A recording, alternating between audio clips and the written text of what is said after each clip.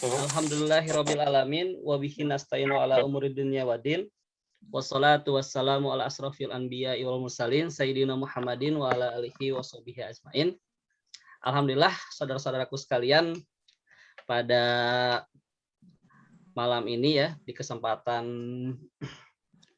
pertemuan kita yang ketiga ya, Allah Subhanahu wa taala masih memberikan kita kemudahan untuk kita bisa bersilaturahim ya dengan saudara-saudara kita.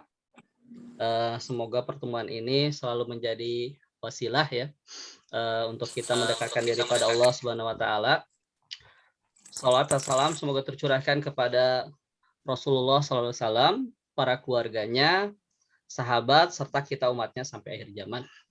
Baik, alhamdulillah ya, peserta sudah beberapa ya yang hadir ya, dan alhamdulillah ini ada peserta yang selalu hadir ya di pertemuan 1 sampai pertemuan 3 sekarang.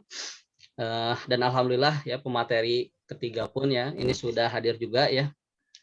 Ustadz Japar, beliau adalah guru SMA Putra ya, Darut Tauhid ya, yang insya Allah ya nanti akan berbagi ilmu kepada kita semua.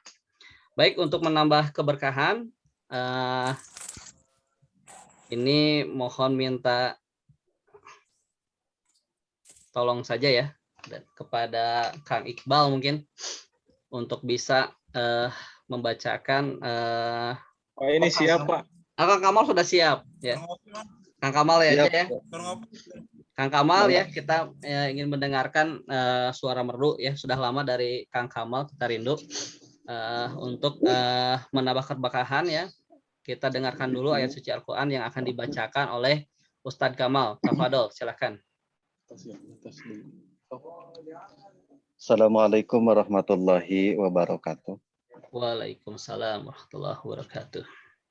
A'udzu billahi minasy syaithanir rajim. Bismillahirrahmanirrahim. Wattini wazzaitun wa turi sinina wa hadzal baladil amin.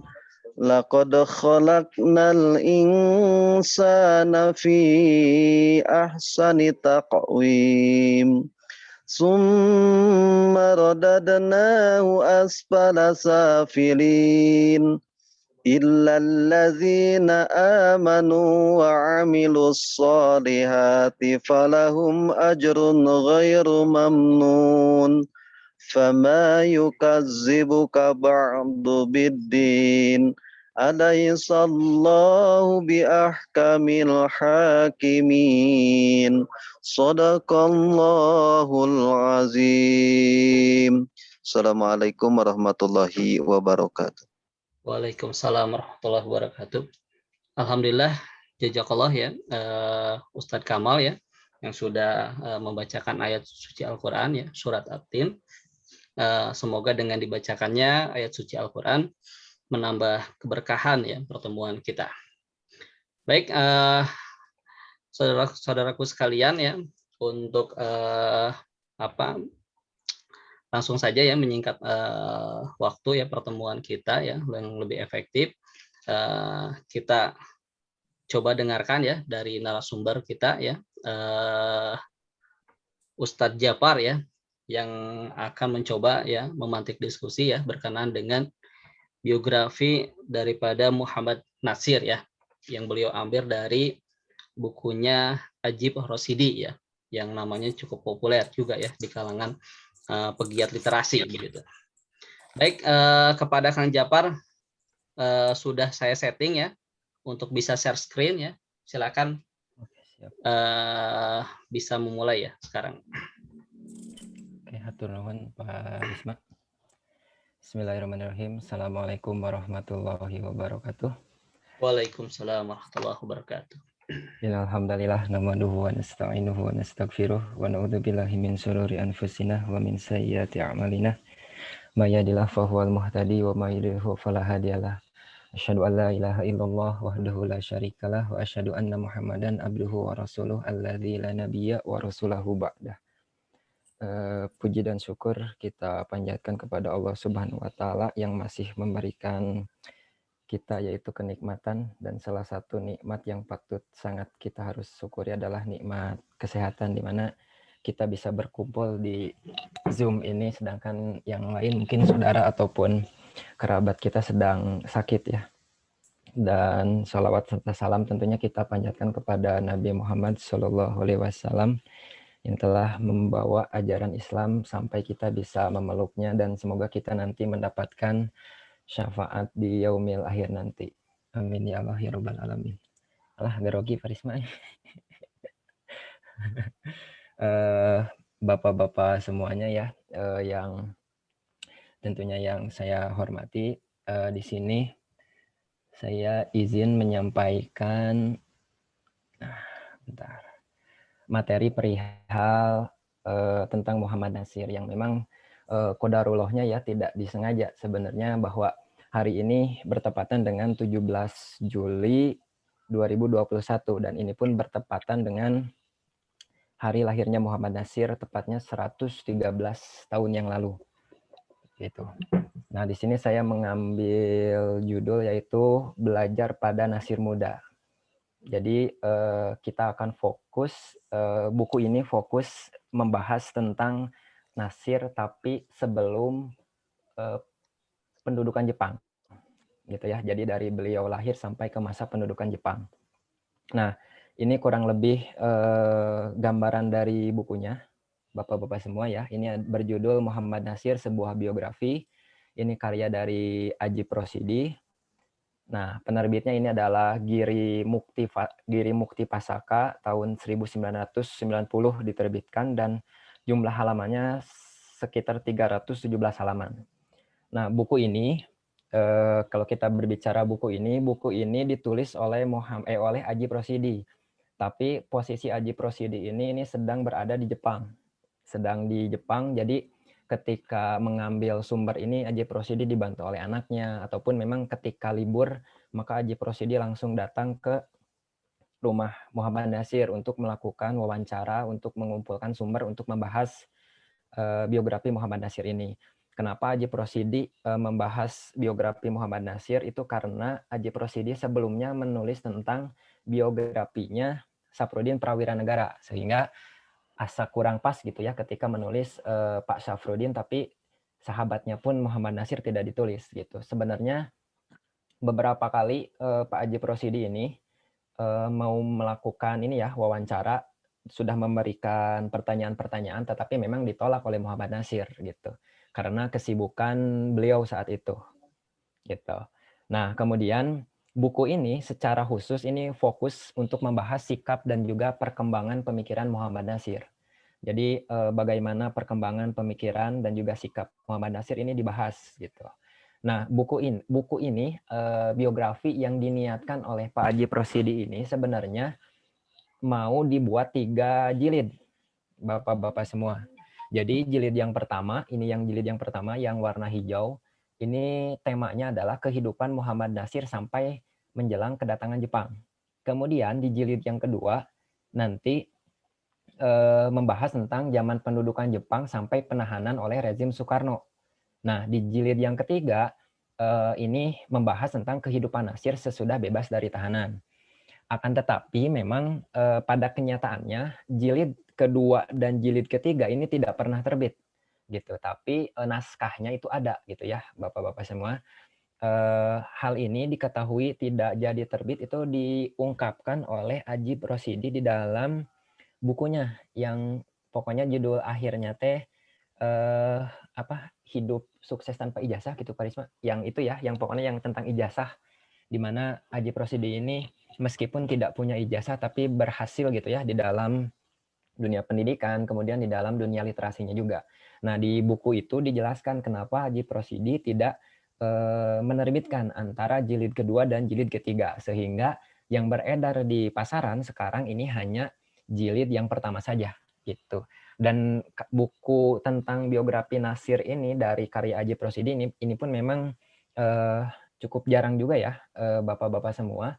Tapi memang sekarang pun ada buku yang lebih lengkap dari biografi Nasir ini, itu terbaru itu terbitan Al-Kausar, tulisan Pak Lukman Hakim. Nah, itu lebih lengkap dan juga lebih rinci dari biografi Pak Nasir karya Aji Prosidi ini. Gitu. Nah, kemudian ketika kita melihat daftar isinya, ini terbagi ke dalam 8 bab, dari mulai seruan dari gang kecil sampai ke antara agama dengan negara. Nah, yang dihadirkan oleh Pak Aji Prosidi ini tidak seperti di bukunya Pak Lukman Hakim tentang biografi Muhammad Nasir, di mana kalau Pak Lukman Hakim itu dari mulai Nasir lahir sampai nanti beliau aktif di DII gitu ya sampai meninggal. Tetapi kalau misalkan di buku Pak Aji Prosidi ini diawali dengan seruan dari gang kecil gitu. Inilah yang menjadi latar ataupun tempat gitu ya, tempat di mana Nasir ini tinggal nantinya gitu ya, karena fase seruan gang kecil ini maksudnya adalah gang Pak Gade atau gang Gade ataupun gang Pegadaian. Kalau sekarang kalau tidak salah masih ada jalannya, Jalan Pegadaian gitu ya.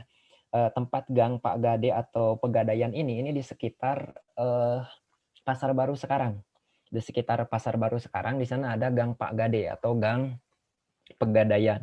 Nah, di sana memang ternyata ada organisasi yaitu Persatuan Islam dan juga dengan guru utamanya yaitu Ahasan. Nah, daya tarik dari gang ini adalah karena adanya Persis dan juga adanya Ahasan, di mana fase Bandung bagi Muhammad Nasir ini adalah salah satu fase yang sangat penting dari kehidupan Muhammad Nasir, di mana Muhammad Nasir ini nanti berubah haluan gitu dari apa yang dulunya dicita-citakan ketika berada di Bandung, apa yang dicita-citakan oleh beliau dahulu ini berubah total gitu ya.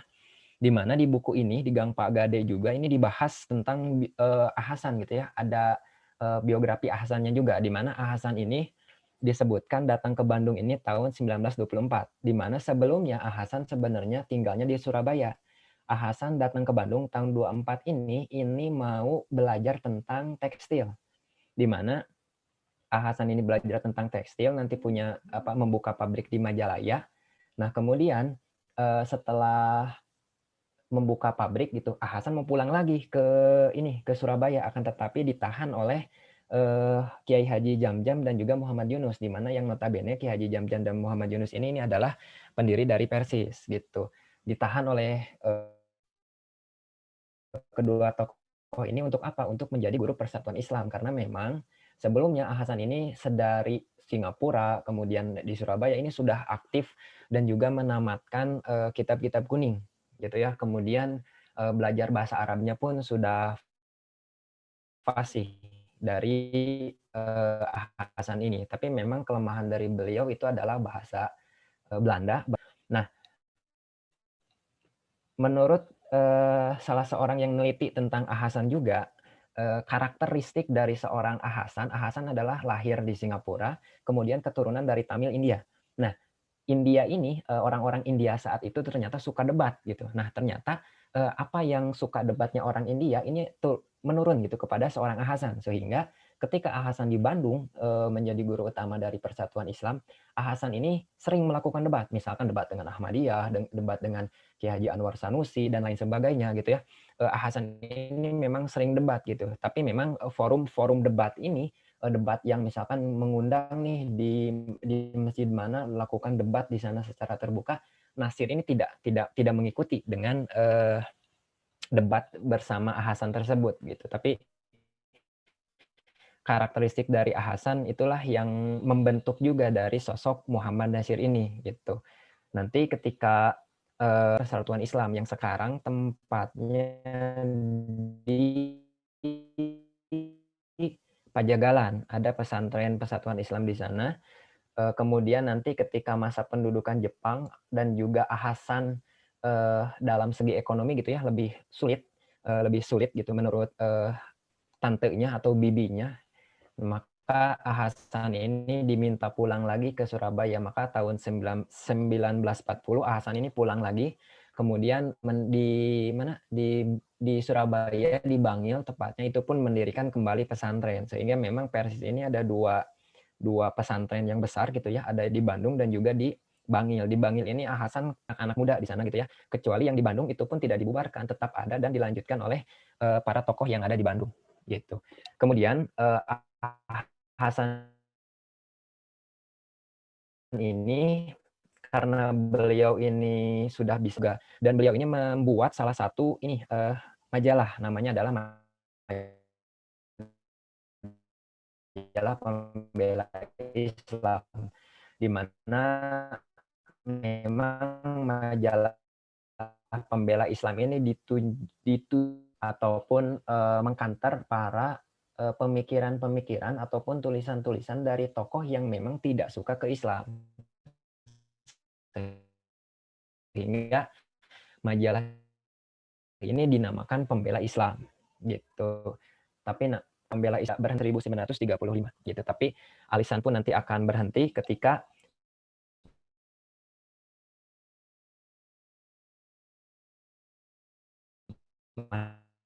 masa pendudukan Jepang. Ini Nasir dan juga Hasan ini menjadi guru dan juga murid yang sangat ini ya, yang sangat klop lah istilahnya, di mana uswatun hasanah gitu ya dari seorang guru itu ditunjukkan oleh Hasan ketika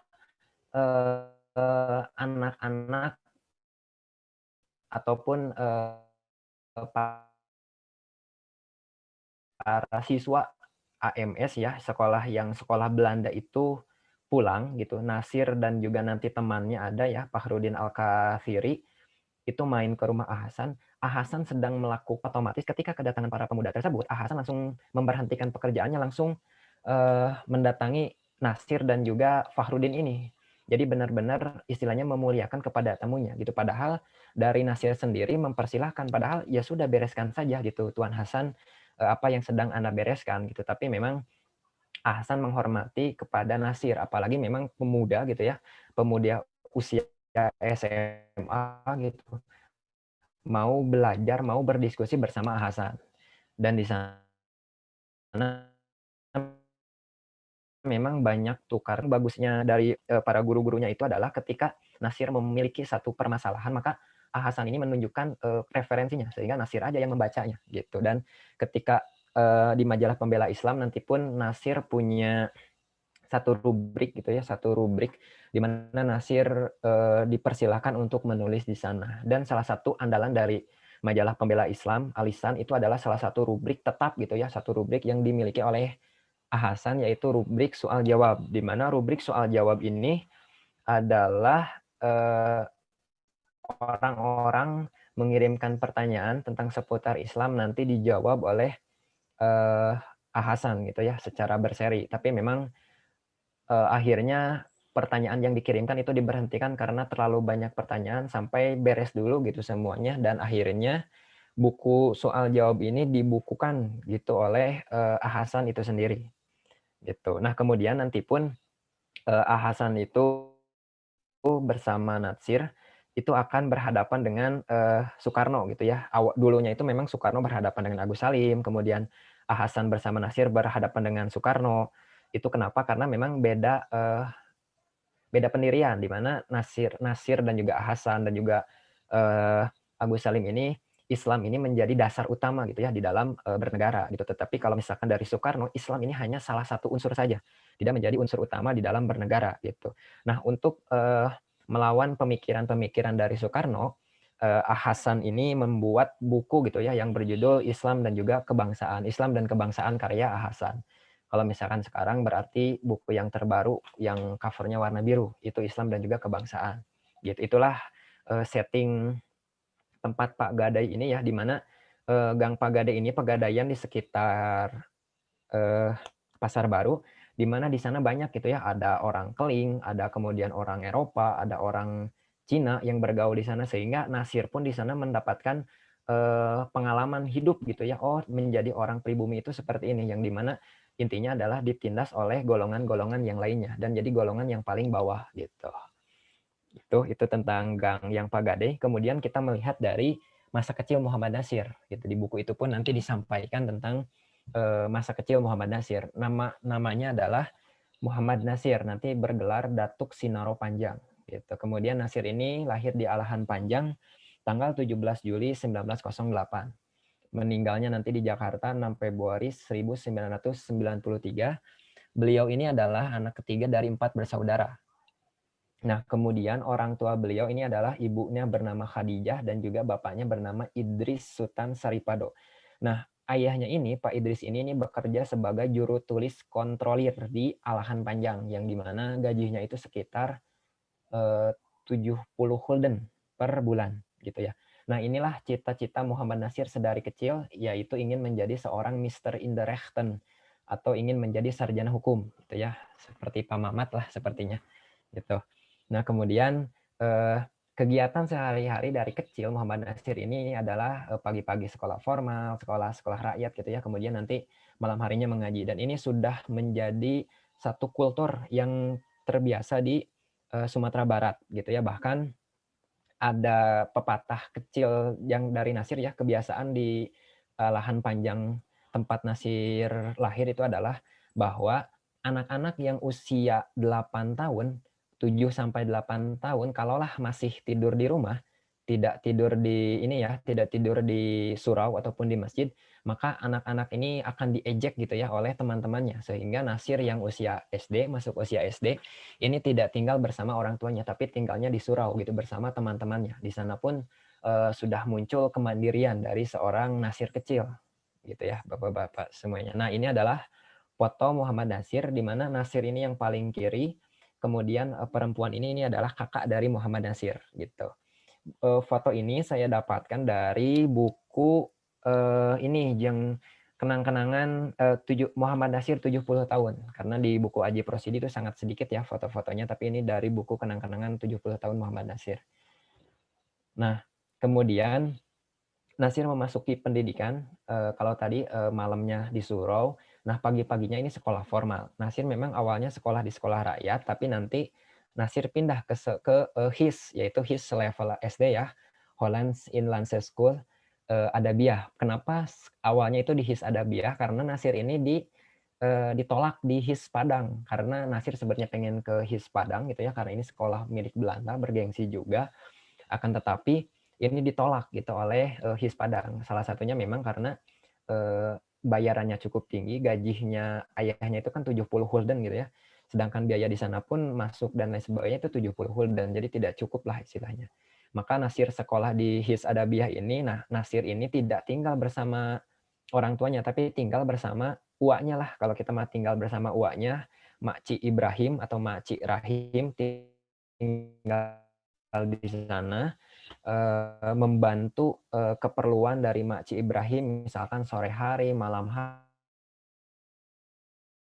hari, sore hari itu pergi ke pantai, ngambil itu dari kecil sudah seperti itu. Kemudian ketika di HIS Adabiah, Nasir ini diajak oleh kakaknya yang tadi difoto itu untuk tinggal di Solok.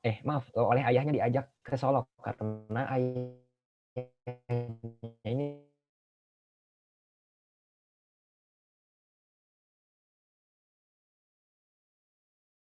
di sinilah Nasir pertama kali belajar tentang bahasa Arab gitu ya. Karena Haji Musa ini meskipun Nasir ini dititip oleh ayahnya tapi tidak membedakan gitu antara anaknya Ubaidillah dengan Muhammad Nasir. Semuanya dianggap sebagai anaknya sendiri gitu. Nah, kemudian ketika sudah di HIS Solok, Nasir ini diajak pindah oleh kakaknya yang perempuan. Maka Nasir pun ikut pindah. Nah, disinilah Nasir akhirnya bisa masuk ke HIS Padang, di mana sekolah yang dicita-citakan oleh Nasir sedari kecil gitu ya, di SD Padang gitu. Nah, karena kalau misalkan anak pindahan, ini HIS Padang tidak bisa menolak gitu, karena yang diterima juga kan dari HIS Solok, bukan dari HIS Adabiah gitu ya, karena sekolah-sekolah Belanda pun punya gengsinya masing-masing gitu ya. Nah, kemudian Nasir ini ketika di HIS Padang berhasil mendapatkan nilai yang bagus, kemudian Nasir ingin melanjutkan ke Mulo, SMP-nya sekolah Belanda gitu ya. Maka kalau mau masuk ke sana, Nasir harus berusaha dengan bagus karena Nasir ingin mendapatkan beasiswa. Sehingga Nasir benar-benar mati-matian belajar, rajin belajar, dan mendapatkan beasiswa untuk masuk ke Mulo. Beasiswa bulan gitu ya. Nah, kemudian ketika di Mulo Solok, nah mereka yang sekolah di Mulo, di sekolah SMP Belanda, mereka punya keinginan untuk melanjutkan ke AMS tingkat 2 gitu ya, terutama di Bandung karena bahasa pengantar di sana itu adalah bahasa Latin. Sedangkan di AMS yang lainnya ada juga bahasa pengantarnya misalkan bahasa Melayu, kemudian ada juga yang bahasanya bahasa Belanda. Tapi kalau yang AMS 2 Bandung tidak salah itu lebih lengkap gitu ya, Latinnya ada, Belanda ada. Maka Nasir ingin ke sana sehingga Nasir membulatkan tekad dan akhirnya memang melalui jalur prestasi bisa diterima juga di AMS Bandung gitu ya. Di Bandung. Nah, ketika di AMS Bandung, ternyata guru-guru Belanda di sana itu pun sering mengejek kepada seorang Nasir. Ketika Nasir awal-awal masuk ke AMS ini, bapak-bapak semua ya, jadi ketika awal masuk ke AMS, bahasa pengantarnya bahasa Latin, bahasa Belanda, Nasir ini kurang cakap gitu untuk berbicara bahasa Latin dan juga bahasa Belanda. Sehingga ketika jelek gitu ya berbicaranya, maka ditanya oleh gurunya, kamu lulusan Mulo mana? Ketika Nasir sebutkan Mulo Solok gitu ya. Oh, pantesan Mulo Solok gitu. Nah, di sana Nasir teh istilahnya apa ya? Nyeri hati pasti ada ya. Sosok Muhammad Nasir sakit hati di sana karena diremehkan oleh gurunya. Sejak saat itu diterima di AMS Bandung, maka Nasir ini langsung bertekad selama 3 bulan pertama dia harus menguasai bahasa Latin. Dan benar saja Nasir mengesampingkan pelajaran yang lainnya, dia fokus di bahasa Latin sehingga Nasir ini mahir gitu. Jadi ketika gurunya memanggil, gurunya teh jadi aneh gitu, heran. Nah, Nasir jadi jago kieu gitu kan. Nah, termasuk setelah bahasa Latin, Nasir pun kemudian nanti mempelajari bahasa Belanda dan sontak saja 3 bulan gitu ya, sama Nasir pun akhirnya bisa juga menguasai bahasa Belanda dan lagi-lagi si gurunya teh aneh gitu. Oh, ya udah sambil istilahnya ya sok kamu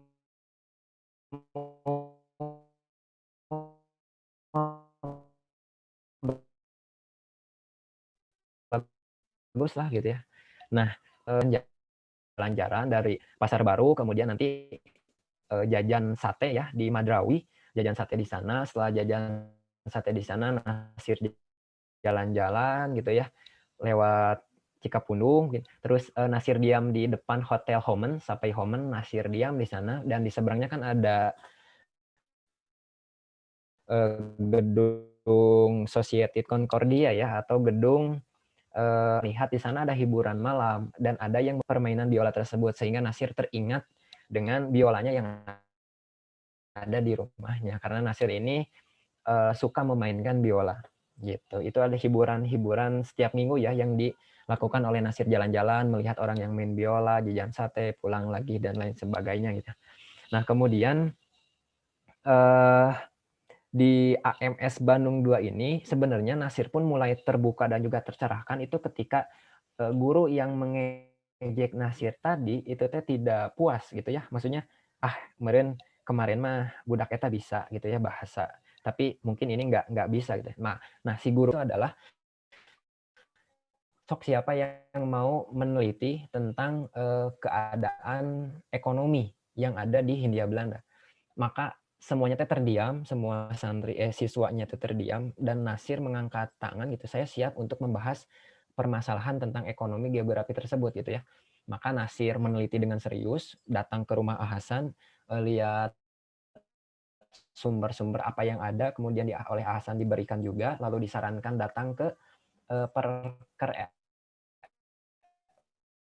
perkereta apian, dampak dari perekonomian bagi buruh pekerja kereta api gitu. Maka dengan sungguh-sungguh Nasir mengerjakan dan dari sana Nasir pun melek gitu tentang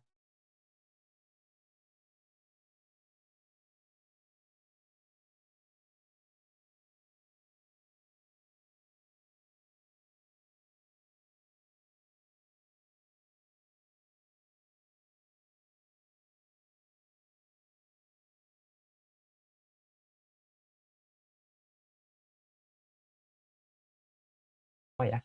Kemudian setelah dari AMS 2 nilai Nasir teh aktif organisasi iya, nanti kita lihat organisasinya.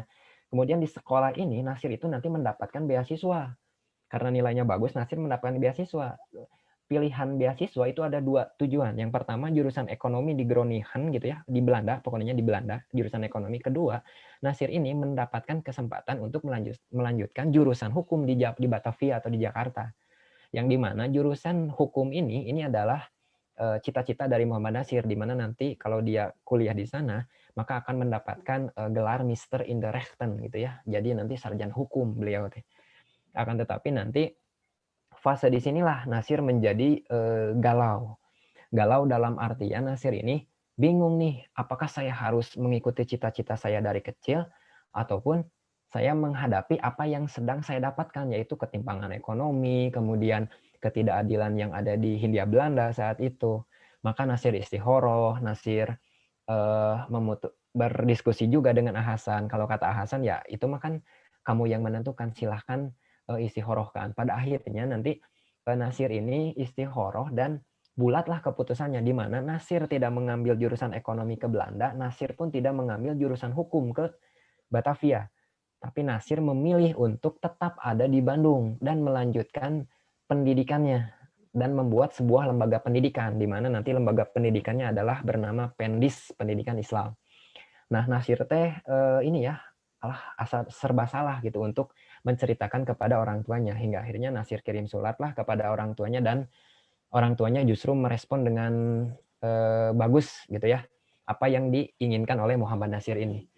Kemudian Nasir pun jadi lega gitu, apa yang karena telah diizinkan oleh orang tuanya. Kemudian Nasir ini kuliah selama 1 tahun menjadi guru gitu. Kenapa? Karena lulusan AMS, lulusan HBS itu diberikan kesempatan kursus 1 tahun dan itu gratis. Maka Nasir mengambil kesempatan tersebut gitu ya untuk ikutan kursus guru. Dan sambil kursus guru, Nasir pun sambil mengajar di Pendis. Nah, kemudian setelah pendidikannya, Nasir pun ikut organisasi. Yang pertama ketika di Sumatera, zamannya Mulo ya di Solok, Nasir ikut jadi Yong Sumatera Bon. Kemudian setelah Yong Sumatera Bon, pindah ke Yong Islamiten Bon. Nah, Yong Islamiten Bon ini selain di Solok, di Mulo, Nasir ini aktif. Nasir pun ketika di Bandung itu menjadi ketua Yong Islamiten Bon Bandung gitu ya. Menjadi ketua di sana, sudah aktif berorganisasi sehingga linknya itu lebih luas lagi, itu bertemu dengan orang-orang pergerakan. Dan nanti yang penting juga adalah Nasir bertemu dengan Kiai Haji Agus Salim gitu. Kemudian Nasir pun aktif di Persatuan Islam dan nanti pun Nasir aktif di Sarekat Islam gitu.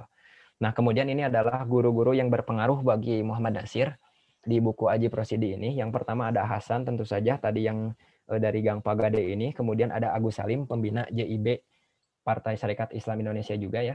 Nah, kalau sama Agus Salim ini sama seperti Hasan. Jadi ketika Muhammad Nasir datang, anak-anak JIB ini datang ke Agus Salim, itu dilayani benar-benar seperti tamu yang istimewa gitu, sehingga Muhammad Nasir ini tidak sungkan gitu ya bersama kawan-kawan ketika datang ke rumah Haji Agus Salim ini. Berarti teman-temannya seangkatan kira-kira Muhammad Rum, terus Kasman Singgodimejo, kemudian Prawoto gitu ya. Yang ketua Masumi terakhir itu seangkatan dengan Muhammad Nasir. Dan Nasir pun belajar dari sosok Agus Salim itu adalah sosok kesederhanaannya juga seperti sama Hasan, di mana Haji Agus Salim ini selalu berpindah rumah, tapi setiap berpindah rumah Haji Agus Salim ini rumahnya tidak lebih bagus dari rumah yang sebelumnya. Gitu, sehingga memang Nasir kok ini mah pindah-pindah gitu ya, tapi rumahnya tidak lebih bagus dari sebelumnya. Dan di sana melihat bahwa Nasir sosok Agus Salim adalah sosok yang sederhana. Kemudian kalau belajar dari Cokro Aminoto, Nasir itu saat aktif di Sarekat Islam, di mana ketika ada rapat besar di Bandung, Sarekat Islam ada rapat besar di Bandung. Nah, Nasir ini ikutan ke sana gitu ya. Ketika ikutan rapat di sana, ternyata Cokro Aminoto ini karena dia ini pemimpin utama Syarikat Islam, tapi tidurnya itu tidak di hotel, padahal istilahnya sudah disediakan nih tempat untuk menginap bagi ketua umum gitu ya.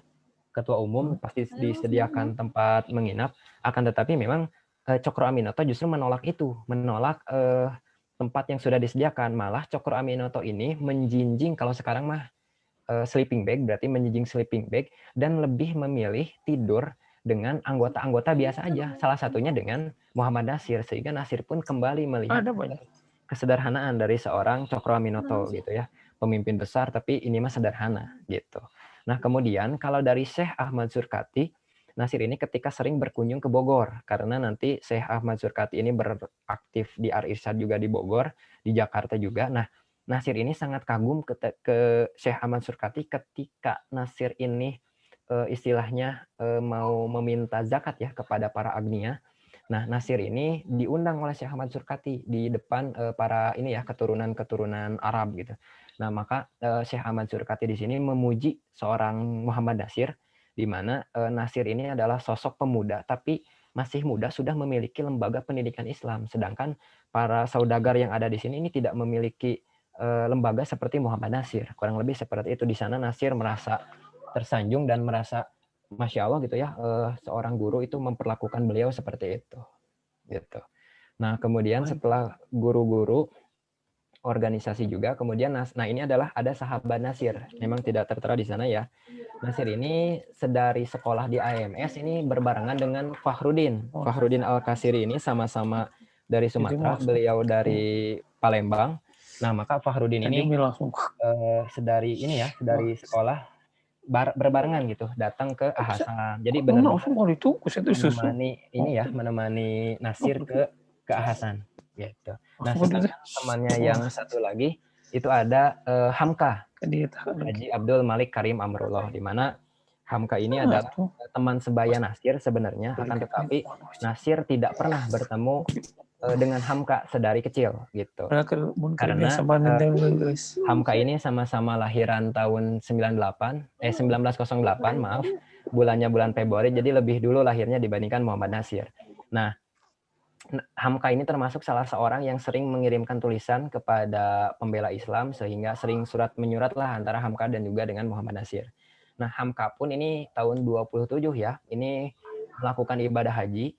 Kemudian di sana ternyata bertemulah dengan Agus Salim. Maka Hamka ini mengutarakan gitu ya bahwa beliau ini ingin tinggal aja di Mekah gitu. Tapi kalau kata Haji Agus Salim lebih baik pulang, karena di Hindia Belanda itu banyak pekerjaan yang harus dihadapi. Kalau misalkan engkau bekerja untuk agama, tempatnya itu di tanah airnya di Hindia Belanda gitu ya. 10-20 tahun misalkan Hamka ada di Mekah, paling-paling ketika pulang menjadi tukang doa di tempat kenduri. Kurang lebih seperti itu yang dikatakan oleh Haji Agus Salim. Maka Hamka pun memang memikir ulang ya untuk tinggal di sana, dan akhirnya memang Hamka kembali ke tanah air gitu. Hamka pun memang memiliki orang tua Haji Rasul ya, yang memang mendapatkan gelar penghormatan gitu ya dari Universitas Al-Azhar gitu. Dan Hamka pun memuji seorang Muhammad Nasir itu adalah, kalau misalkan kita punya satu pendirian dan pendirian kita itu sudah teguh gitu ya, kalaulah kita berdiskusi dengan seorang Muhammad Nasir, maka ketika kita pulang kita akan memikirkan apa yang sudah kita yakini tersebut. Gitu. Kurang lebih seperti itu, karena menggambarkan di mana Nasir ini hebat di dalam keilmuan dan juga kecakapannya gitu. Nasir ini orangnya kurus gitu ya, tapi kalau misalkan berpidato dia pun suaranya tidak lantang seperti Soekarno, tapi biasa-biasa saja, tapi isi yang diucapkannya itu sangatlah dalam. Gitu kata dari Hamka. Nah, inilah karya-karya dari Muhammad Nasir. Bapak-bapak semua ya, ini adalah buku-buku. Hampir setiap tahun Nasir ini selalu produktif. Setiap tahun Nasir menulis satu buku gitu ya. Itulah orang-orang pergerakan. Memang Nasir selain pintar di dalam berdakwah, pintar juga di dalam menulis gitu ya. Jadi komplit sosok Nasir ini. Yang pertama, Nasir ini menulis Qom to Khabed gitu ya. Kemudian nanti menulis Muhammad als Prophet, kemudian Gaiden Rechels Ayat dan Quran. Kemudian di tahun 33 The Islamitische Frau en haar Recht, dan terakhir adalah Hat Fasten ini tentang puasa ya. Nah, di mana kenapa Nasir menulis ini? Ini adalah bagian-bagian tentang pembahasan keislaman, tentang puasa, tentang ayat-ayat di dalam ayat-ayat pilihan di dalam Al-Qur'an, kemudian Nabi Muhammad sebagai seorang nabi. Nasir ini membuat ini disebabkan melihat teman-temannya di AMS. Jadi teman-temannya di AMS ini, dia ini orang Islam, akan tetapi tidak bangga akan keislamannya. Justru ketika dia sekolah di AMS, dia akan semakin jauh dari keislamannya gitu. Karena itu pun salah satu tujuan dari pendidikan di AMS tersebut ya, menjauhkan orang-orang Islam dari agamanya sendiri gitu. Bahkan nanti mereka sendirilah yang akan menyerang agamanya gitu. Kurang lebih memang seperti itu. Nanti akan kita lihat contohnya, kita akan lihat dari sosok Soekarno. Nah, nanti karya-karya Nasir pun itu Nasir menggunakan nama pena. Nah, nama penanya itu banyak sebenarnya. Ini ada yang 4 ya, ada Amokhlis, kemudian ada Muazin, ada IS, ada Spektator juga gitu ya. Jadi Nasir ini setiap menulis misalkan di Pembela Islam, misalkan di bawahnya misalkan Muazin. Oh, berarti itu adalah karya dari Muhammad Nasir, atau misalkan IS, atau misalkan Amokhlis. Itu pun karya dari Muhammad Nasir, di mana karangan-karangan dari Muhammad Nasir di berbagai majalah itu dikumpulkan oleh Pak Alimin kalau tidak salah, sehingga sekarang menjadi Kapita Selekta, di mana kalau misalkan kita baca Kapita Selekta mau yang 2 jilid maupun yang 3 jilid, itu kalau misalkan kita lihat sebenarnya masih relevan dengan keadaan sekarang gitu ya, seperti pendidikan dan lain sebagainya gitu. Nah, ketika Nasir di AMS ini belajar bersama Hasan, Nasir pun mendapatkan serangan dari orang luar untuk terhadap Islam juga. Maka mengkantarnya salah satunya itu adalah dengan majalah Pembela Islam. Nah, Nasir ini, bapak-bapak semua, ketika sekolah di AMS, guru lukisnya itu mengajak semua siswanya wajib datang ke gereja. Maka semua siswa itu datang ke gereja termasuk Nasir. Maka setelah mendengarkan di gereja, duduk di gereja, si pendeta Christoffel ini ternyata menyerang Islam. Awalnya ini memuji-muji tentang Nabi Muhammad, tapi pada akhirnya disebutkan adalah Nabi Muhammad ini bukanlah nabi, tapi Nabi Isa lah yang nabi. Gitu. Nah, mendengar pernyataan dari pendeta Christoffel, maka Nasir ini ini mah menjelekan Islam ternyata. Maka Nasir sepulang dari gereja datang ke Hasan, langsung ngobrol dengan Hasan, langsung diberikanlah referensi. Maka Nasir menulis, dan alhamdulillahnya pidato dari pendeta Christoffel ini dimuat di majalah Aid. Maka Nasir pun, ini mah kesempatan. Maka Nasir balas lagi pendapat Christoffel ini dengan apa? Dengan artikel juga, dan dikirimkan juga ke Aid gitu. Akan tetapi majalah Aid ini sebenarnya nggak mau memuat tulisan Nasir karena ini mah masalah agama, nanti ricuh gitu ya, dan lain sebagainya, rame. Tapi kata Nasir itu kan juga masalah agama. Pada akhirnya dimuat juga tulisan Nasir gitu, hingga akhirnya nantinya mah lewat Pembela Islam secara khusus. Tapi dengan Nasir usia SMA sekitar 18-19 tahun, Nasir ini sudah berani gitu ya melawan seorang pendeta gitu. Dia nulis artikel, ya dibantah lagi dengan artikel gitu ya. Itulah sosok dari Muhammad Nasir gitu. Bahkan nanti kumpulan-kumpulan tentang Nabi Isa, Nabi Muhammad dan lain sebagainya itu dikumpulkan juga oleh Hasan, sehingga dibuatlah buku juga. Nanti judulnya kalau nggak salah An-Nubuwah gitu ya di bukunya. Nah, kemudian selain asupan dari pendeta Christoffel, Nasir pun berhadapan dengan buku-buku yang dibacanya tuh sangat enak gitu ya, sangat renyah. Di mana itu adalah tulisan dari Snoek Hogronje gitu ya, di mana kita pun tahu semua Snoek Hogronje ini adalah Abdul Ghaffar. Dia belajar ke Mekah beberapa bulan, kemudian pulang lagi dan berhasil menembus Aceh gitu ya. Perang Aceh pun bisa berhasil. Kemudian dia ini diberi jabatan sebagai ketua di kantor For Inlandse Zaken, di mana kantor For Inlandse Zaken ini adalah kantor urusan pribumi gitu ya, kantor agama Islam urusan pribumi. Nah, dia yang mengurusinnya gitu. Kalau misalkan orang Islam ada apa, nanti dia yang yang bertugasnya. Bahkan ketika mereka yang pulang dari ibadah haji, maka yang pulang ini diberi gelar haji gitu. Nah, jadi gelar haji ini agak kurang bagus itu ketika si Snoek ini yang memberi gelar haji. Kenapa? Karena gelar haji ini menjadi tanda gitu. Misalkan Kang Pajar ini sudah beribadah haji, maka Pajar ini tercatat di kantor For Inlandse Zaken dan diberi gelar, Haji Pajar. Jadi ketika ada kerusuhan, ada masalah di sana, maka Pajarlah yang akan ditangkap gitu. Kemudian nanti juga ada yang lain, yaitu ada Dr. Johnson. Dr. Johnson ini mah menyatakan bahwa ternyata Barat ini telah jauh gitu ya dari agamanya sendiri. Dan dari sini Nasir membaca satu peluang, dan Nasir membuat artikel-artikel yang nanti akan menyerang kepada Johnson ini gitu. Kemudian nanti pun Nasir versi Soekarno, di mana Nasir versi Soekarno di sini ini adalah Soekarno ini sudah lebih lama ya dibanding grup ini seperti Ulil dan lain sebagainya, di mana Soekarno ini sangat kagum terhadap Kemal Pasha Atatürk, di mana Kemal Pasha Atatürk ini disebut sebagai tokoh pembaharu di Turki, sehingga apa yang ada di Turki bagus maka dianggap bagus oleh Soekarno gitu. Bahkan Soekarno ini menulis sebuah artikel yang berjudul intinya memudahkan pengertian Islam gitu ya, di mana Soekarno ini ingin menerjemahkan kembali tentang Islam gitu. Bahkan Soekarno berani gitu ya, kalau misalkan kita kena jilatan anjing gitu ya, contoh Nasir itu menulis contoh langsung ke Soekarno, kalau misalkan kena jilatan anjing maka yang dari 7 cucian itu salah satunya harus oleh tanah. Kalau kata Soekarno nggak perlu misalkan bejana oleh anjing terjilat harus pakai tanah, nggak perlu, cukup dengan porselin gitu ya, atau kalau sekarang mah cukup dengan Mama Lemon ataupun dengan sunlight itu sudah cukup, nggak perlu dengan tanah lagi gitu ya. Maka Nasir ini membahas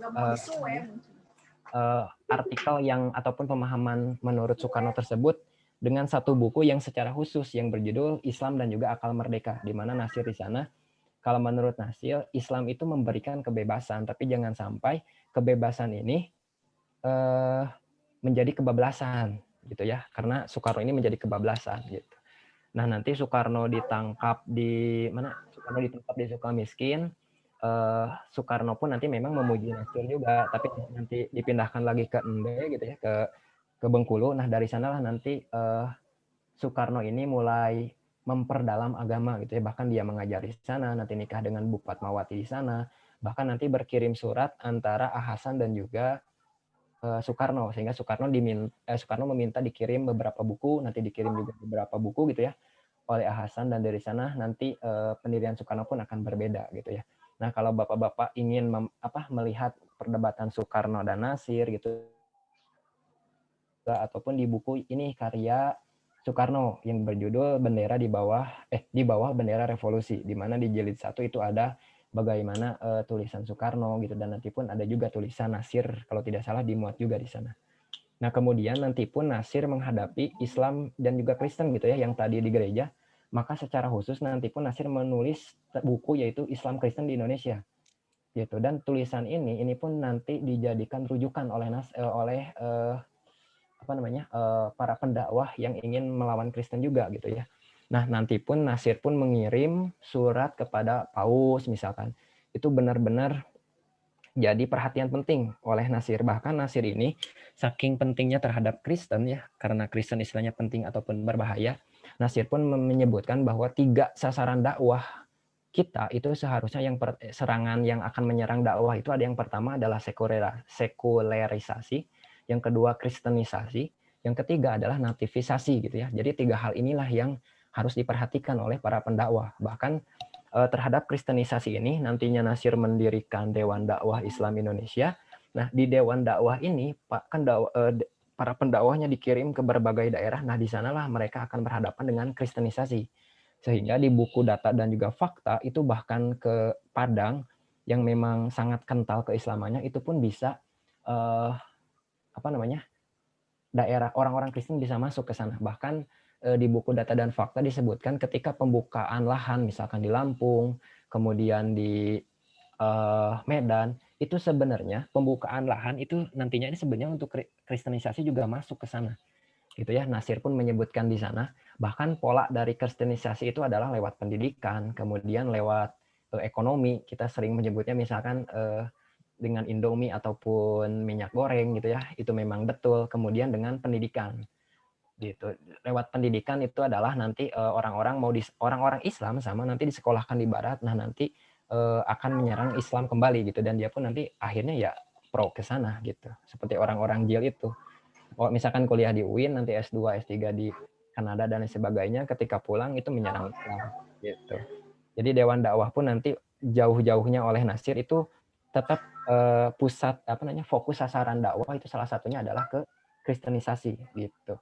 Bahkan di akhir penghujung ini ya, di akhir penghujung hidup Muhammad Natsir, bahkan pernah ada seorang pastor mau datang ke Muhammad Natsir gitu. Bahkan kalau keluarga pun untung ini ya, ketemu oleh keluarganya bahwa ada pastor datang ke sana, intinya mau ngapain. Hampir-hampir saja menuju di akhir ujung ini ya, di akhir hayatnya beliau ini mau murtadkan gitu. Bahkan para pendeta-pendeta ya, kalau Pak Rashidi itu ya, itu sampai menyebutkan door to door gitu. Jadi orang-orang diajak masuk Kristen itu benar-benar langsung door to door gitu. Datang misalkan ke rumah Kang Kamal, diketok misalkan Kang Kamal dan lain sebagainya, mau masuk Kristen dan lain sebagainya, seperti itu ya. Saking mereka ini dakwanya benar-benar masif gitu. Kalau misalkan dari segi gereja, yang Pak Nasir dan Pak Rashidi perhatikan itu adalah ketika ada orang mau di satu komplek mau membuat gereja, maka mau membeli lahannya itu tidak dijual untuk dijual gereja begitu. Maka si orang Kristen itu menyuruh orang lain untuk membelinya. Kalau sudah terbeli oleh orang lain, maka si lahan itu akan dibeli lagi oleh orang-orang Kristen dan nantinya dibuatkan gereja. Awalnya kecil-kecilan gitu ya, ini mah nggak ada lambang salib dan lain sebagainya, hingga akhirnya itu menjadi gereja yang gede gitu ya. Saya kira ternyata kristenisasi sudah berhenti ya, maksudnya tidak terlalu pasif. Tapi ketika mendengar dari seorang teman, ternyata di Sukabumi gitu ya, di Cianjur itu pun masih kuat gerakan dari kristenisasi ini gitu.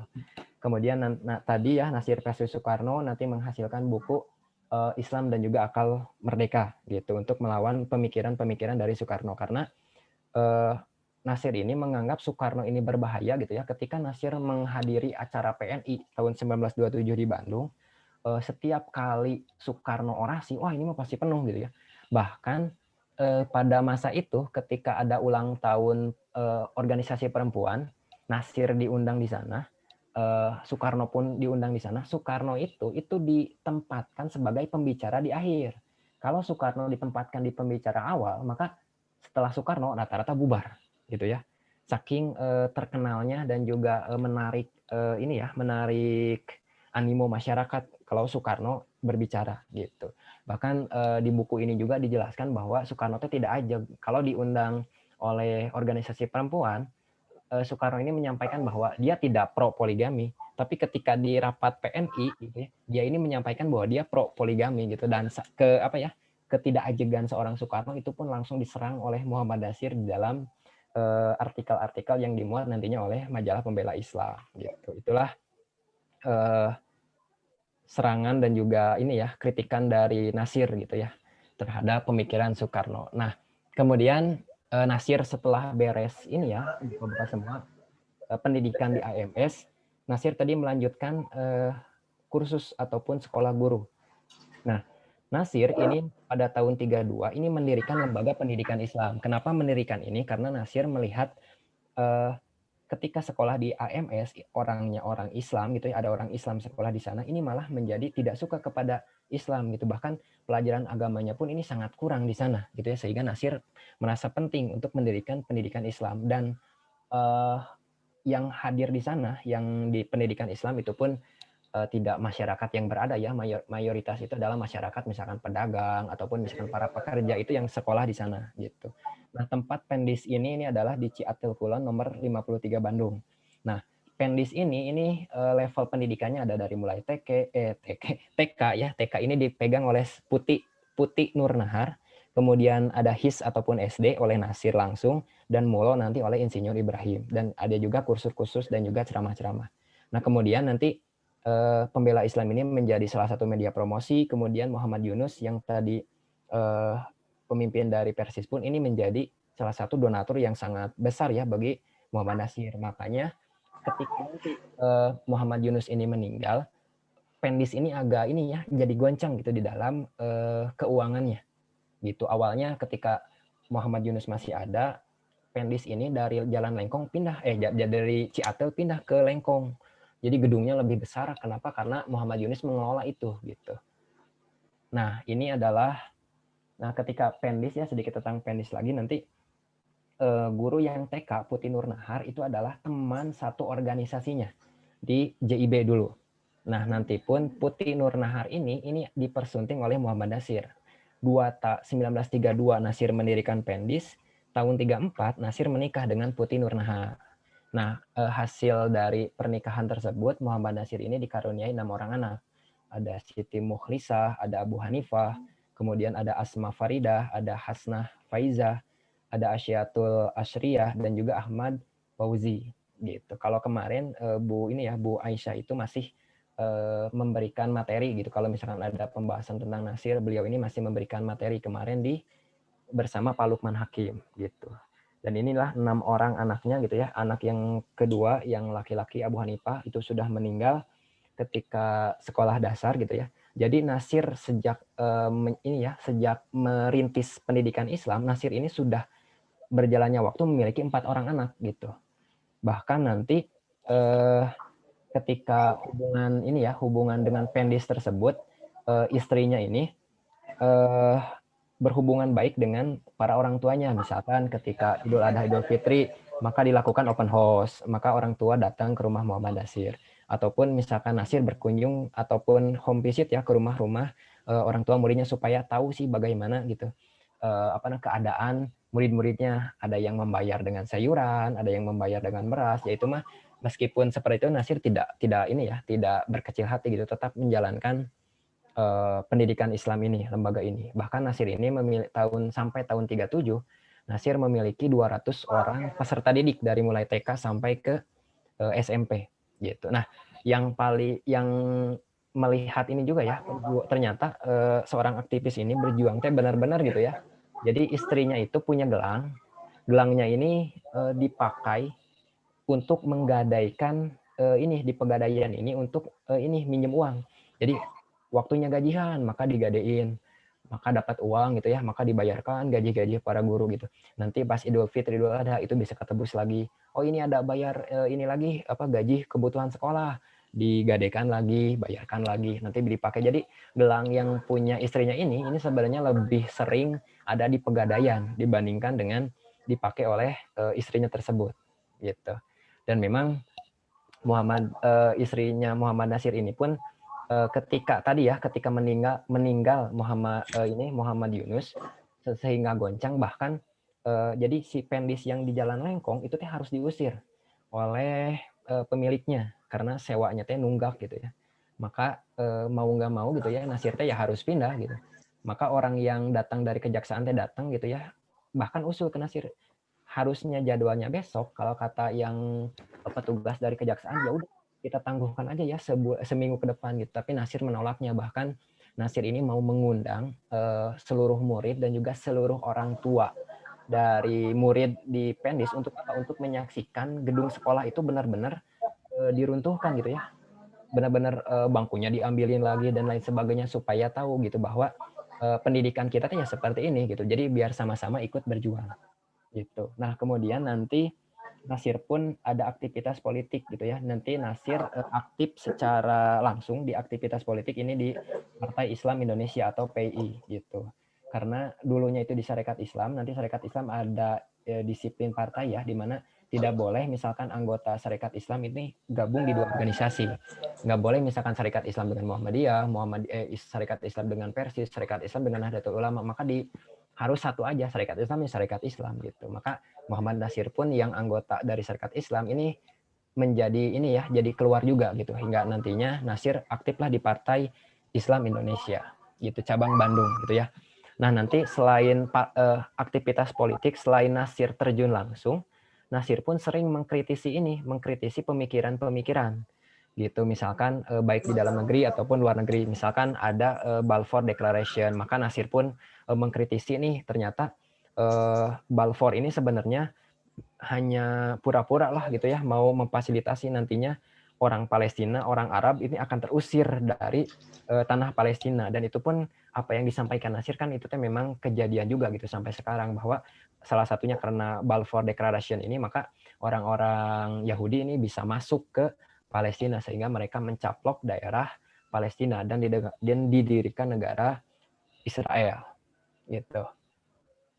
Nah, yang terakhir sudah ya Bapak-bapak semua, ini adalah penutupnya adalah bertemanlah dengan orang hebat, karena Nasir ini berteman-temannya ini adalah teman-teman hebat, dan juga berguru kepada orang hebat. Guru-guru Nasir tadi itu adalah guru-guru yang hebat, dan Nasir pun bersiaplah menjadi orang hebat karena Nasir pun sudah siap-siap menjadi orang hebat gitu. Dan tadi juga ya, pendis dari pendidikan yang dibuat oleh Nasir itu nanti tutup setelah kedatangan Jepang ke Indonesia gitu. Jadi fase di buku ini nih selesai ketika Jepang datang ke Indonesia.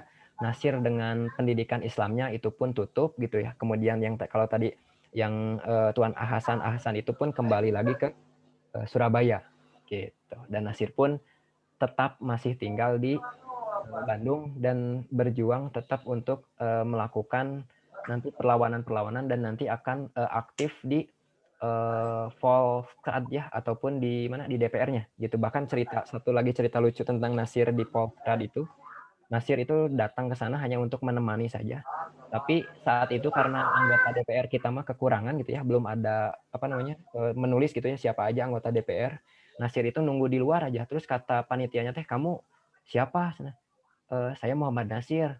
Kamu kesini mau ngapain? Saya mah hanya nganter aja. Nggak apa-apa, kamu masuk aja. Jadi secara otomatis secara itu Nasir langsung jadi anggota DPR saat itu gitu ya. Gitu. Nah, itulah biografi dari Muhammad Nasir ya, Bapak-bapak semua. Kiprah dari awal dari awal lahir sampai ke masa pendidikan Jepang. Kurang lebih seperti itu, Pak Risma. Ya, jazakallah Kang Japar ya. Share ilmunya ya yang begitu banyak. Jazakallah ini atas persiapannya ya, men-share kepada kita semua ya, dan kita sudah mendengar ya dengan sesama ya, dan saudara-saudara di sini juga tentu ya sedikit banyak ya pernah mendengar atas nama Muhammad Nasir ini begitu ya, karena Muhammad Nasir ini merupakan seseorang yang sangat besar ya, terutama di dalam kalangan Islamis begitu ya. Jadi kalau misalkan di kalangan nasionalis begitu ya, atau dengan tambahannya nasionalis sekuler gitu ya, orang menyebutnya. Nah, di kalangan Islam sebetulnya untuk merepresentasikan yang bisa ya menandingi ya orang-orang semacam Soekarno begitu ya, itu adalah Muhammad Nasir ya, dari sisi kebesarannya begitu ya. Jadi kalau Soekarno itu internasional ya, dengan dia bisa memimpin gerakan non-blok ya, dia bisa memimpin konferensi Asia Afrika begitu ya, pun juga Muhammad Nasir juga sebagai tokoh di dunia Islam begitu ya. Kalau tidak salah Kang Japar mungkin saya pernah dengar itu seperti pernah menjadi wakil ulama ya di dunia ya, Muhammad Nasir ini ya, sama mendapatkan ini penghargaan King Faisal juga nih Pak. Faisal ya. Jadi memang ini sangat menarik ya. Kalau Soekarno punya buku Di Bawah Bendera Revolusi ya, yang begitu tebal gitu ya. Nah, Muhammad Nasir itu juga ada ya, tandingannya itu adalah Kapita Selekta begitu ya, seperti yang tadi yang disinggung begitu ya. Baik, alhamdulillah ya. Jazakallah pemaparan dari Kang Japar. Sekarang kita buka ya sesi diskusi begitu ya, untuk ya 1 atau 2 jam ke depan lah insya Allah ya, silaturahim kita ya, silaturahim ilmu begitu ya. Saya kasih kesempatan kepada siapapun ya yang ingin menambahkan, ingin menanggapi, ingin bertanya gitu ya, atau ingin menyampaikan pandangannya begitu ya, silahkan ya, saya persilahkan. Silakan siapa dulu yang mau. Ini kajiannya orang besar ya, bisa dilihat dari berbagai perspektif ya. Nasir sebagai negarawan ya, dalam perspektif politik bisa dilihat. Nasir sebagai orang yang sangat perhatian ya terhadap pendidikan kita ya. Juga juga menarik ya. Nasir juga sebagai seorang ahli agama begitu ya, yang muridnya Ahmad Hasan ya, yang fenomenal juga, yang masyhur gitu ya, Ini juga menarik ya untuk bisa dikaji. Pun juga bisa kita hubungkan dengan kontekstualisasi sekarang gitu ya.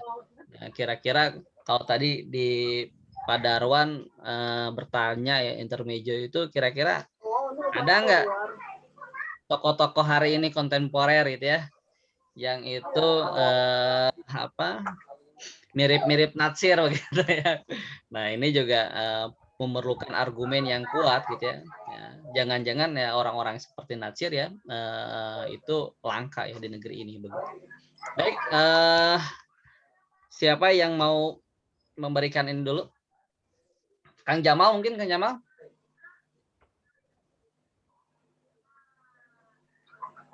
Atau Bu Suci boleh ya bergabung nih Bu Suci, alhamdulillah. Temennya Boy ya. Diskusi rutinan Bu malam minggu ya. Ya insya Allah untuk menguatkan literasi. Tokoh saku. Kamu tokoh saku. Saku tel banyak tuh. Baik. Pak Darwan mungkin dulu mengawali lah. Menghangatkan diskusi kita nih di malam ini. Sebagian ini nyambung kemana ini? Nyambung ke malam mingguan ini ya. Ngambil serimut. Oh iya. Ngambil selimut. Ya, silakan. Kalau saya ngelihatnya gini lah. Menarik ya. Kenapa saya bilang menarik? Karena tokoh Muhammad Natsir ini latar belakangnya ya di Bandung. Bandung itu gue banget. Saya ini Fitwin asli Bandung, Bapak Bandung, Ibu Bandung, di Nyuk-Curug Galur Kaluhur oge saya mah ti kemana-mana. Irisan Pak Darwan, Kang Japar, Persis. Ada transfer Persis. Iya benar. Jadi tadi kan daerahnya Pak Muhammad Natsir itu Pak Gade itu apal banget itu di daerah di Pasar Baru Tamim dekat situ. Dan hidup saya memang dari kecil di Bandung. Ibu saya bahkan menikahnya di dalam KAU. Di Masjid Raya Bandung sekarang ya. Masjid Raya Jabar. Bapak dan ibu saya itu menikahnya di situ. Jadi dan ibu saya adalah anggota Persis awal-awal.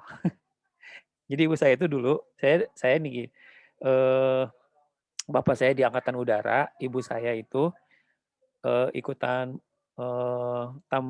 Tamhidul Mubaligot itu di Pajagalan.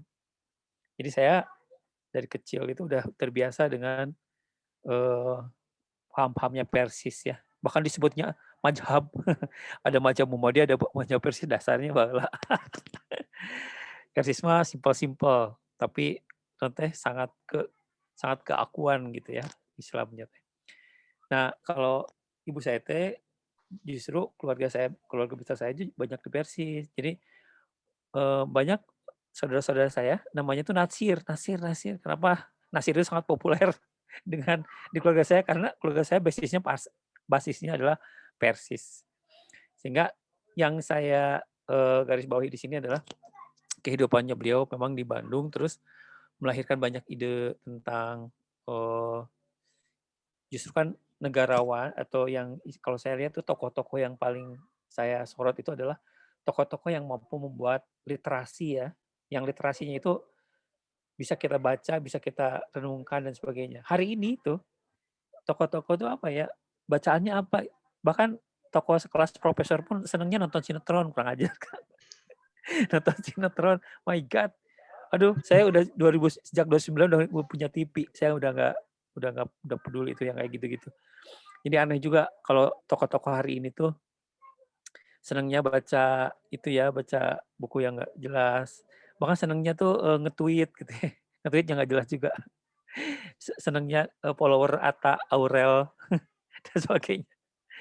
Hari ini justru saya mencari tokoh yang seperti itu. Jadi ada sifat kenegarawanan, dia juga bisa mendokumentasikan sisi kehidupannya dengan membuat karya tulis yang bisa dipertanggungjawabkan, dan kemudian itu bisa menjadi value ya, nilai-nilai yang bisa kita ambil hari ini.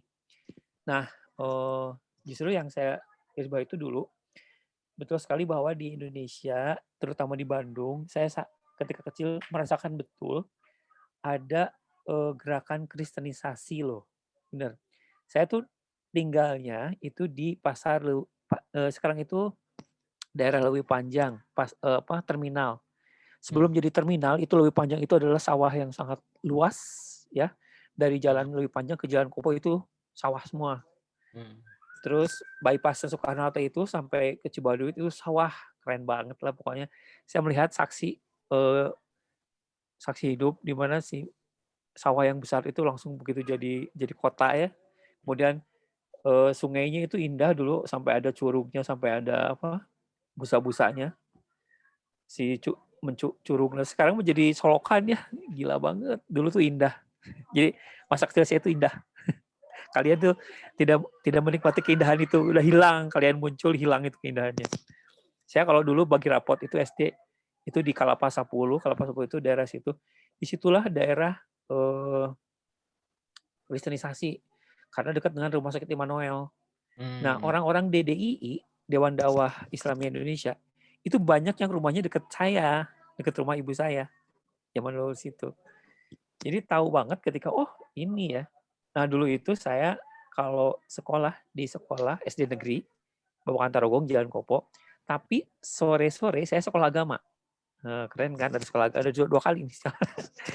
Sekolahnya itu di Muhammadiyah, karena Persis kalau di tempat saya belum ada, dia belum punya tempat. Jadi saya di sekolah Muhammadiyah, SD Muhammadiyah, sore-sorenya itu adalah guru sayanya itu Hasan Hussein dan Teh Empong, Kang Hasan ya gitu-gitu ya. Itu menceritakan gitu apa yang mereka tahu tentang tokoh-tokoh Islam ini. Makanya saya pas tadi Kang Japar menerangkan ini, kembali ke masa yang lalu ya saya. Beneran. Ingat saya dulu bahwa kenapa kalau di dekat saya, di keluarga saya dan di rumah yang dekat saya itu banyak loh nama Nasir, seriusan. Ada Nasir Rusman. Ada Nasir. Wah, kata saya tadi para fansnya Muhammad Nasir loh ya. Cuma keluarga saya aja yang namanya aneh-aneh. Nama saya Darwan. Nggak ada nyambung-nyambungnya. Karena dari bapak saya. Nah, tokoh ini seperti Muhammad Nasir ini, sehingga saya masih ingat betul dulu guru-guru agama saya yang sore-sore hari itu suka ada istilahnya itu suka menceritakan ada tokoh-tokoh ini. Dan saya baru sadar setelah saya SMA kesini, dulu tuh ada guru-guru yang dia tidak digaji seperti guru ya sekolah formal gitu ya. Tapi dia itu kayak saya juga heran ya, mereka tuh dari mana hidupnya saya nggak tahu. Sampai sekarang itu beneran. Ini guru-guru saya kalau ketemu lagi saya akan suntangan, saya akan sangat menghormati beliau-beliau ini. Salah satunya ketemu sih. Nah, dulu itu kalau di Muhammadiyah dan Persis, dan di saya itu dulu antara Muhammadiyah dan Persis itu tidak terlalu banyak perbedaan mencolok. Mereka masih bisa masih bisa sinergis ya. Modernis. Tapi di saya modernis. Di saya itu dulu ada 3 masjid, satu At-Taufik, yang kedua Nurul Huda. At-Taufik itu punya Muhammadiyah, Nurul Huda ini punya Persis, dan ada Al-Huriyah sama Al-Muslih. 2 ini punya NU-nya NU tradisional. Keren banget zaman saya kecil itu. Perang gitu ya. Perang antar. Pokoknya kalau Persis dengan Muhammadiyah is okay. Tapi kalau Persis Muhammadiyah itu bersatu ada lawannya NU. Banyak banget. Dan yang tahu kan Ngadulag, kalian pernah Ngadulag gak sih? Ngadulag. Ngadulag kalau Lebaran itu main bedug. Nah, itu. Terus kan kalau di anak-anak, kalau orang-orang NU itu dulu ada nadoman ya. Ya. Ada sholawatan dan sebagainya. Aku sih waktu kecil ikutnya kesana kemari karena belum tahu apa-apa. Jadi kan ikut ramenya gitu. Itu ikut Ngadulag gitu.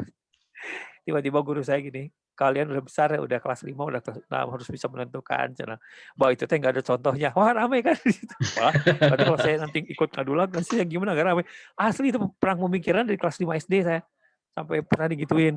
Terus kan kalau zamannya kecil itu, ternyata kita tuh bener berdampingan dengan apa yang digambarkan oleh Muhammad Nasir.